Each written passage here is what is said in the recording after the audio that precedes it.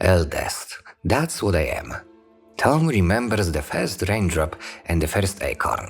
He knew the dark under the stars when it was fearless, before the Dark Lord came from outside.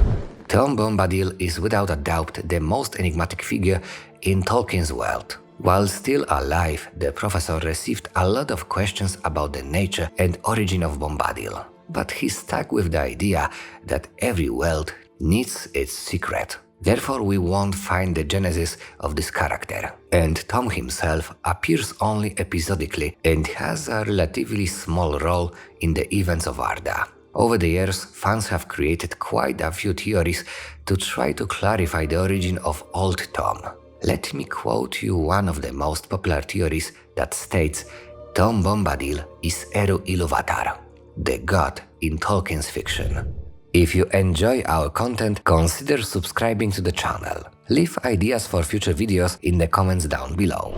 Before we get to that, however, a short explanation for people who don't know who Bombadil is and why he is so popular among the fans. Let's start with what you heard in the quote at the beginning of the film. The age of Bombadil.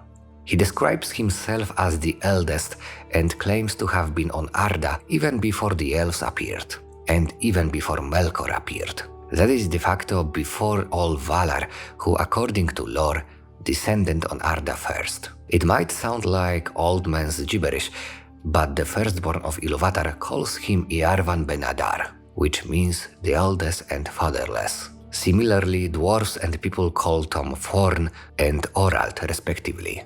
Both names boil down to the same, that is, calling Tom ancient. Another mystery is Tom's neutrality.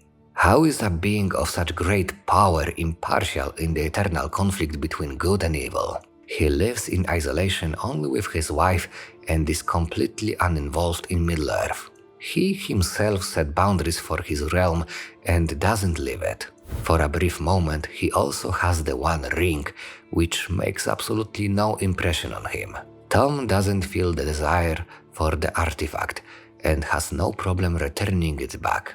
Gandalf claims that Tom would be able to watch the ring, but he would absolutely not see any purpose for it, and it is possible that he would simply throw it away or forget about it. Interestingly, the elves during the meeting with Elrond came to the conclusion that Tom would not match the strength of Sauron. So it is very difficult to determine the power of Bombadil. Perhaps the most popular theory about Tom's character identifies him with the creator of the world, Eru Ilúvatar. In this theory, the main premise is the age and apparent neutrality of Tom, as well as the words of his wife Goldberry, who defines him as simply, he is.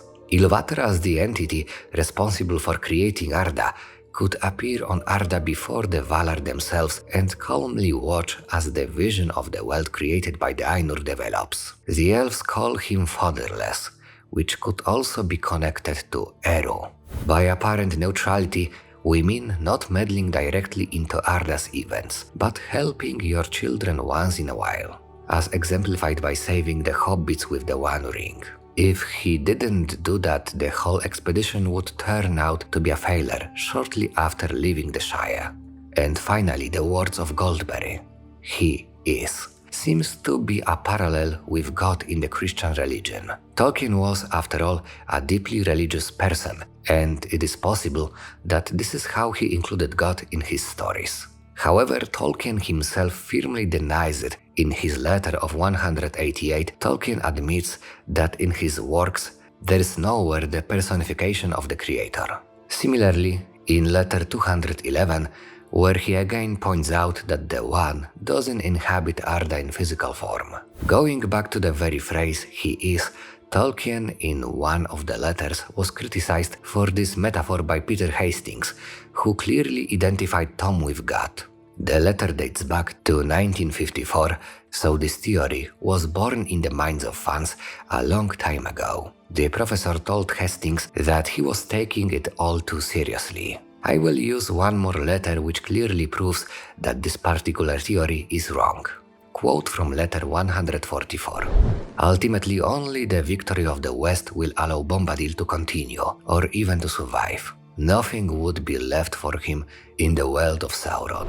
If Tom were to be Eru Ilúvatar, Sauron's victory would not have led to his death, as Ilúvatar cannot be simply killed by destroying Arda.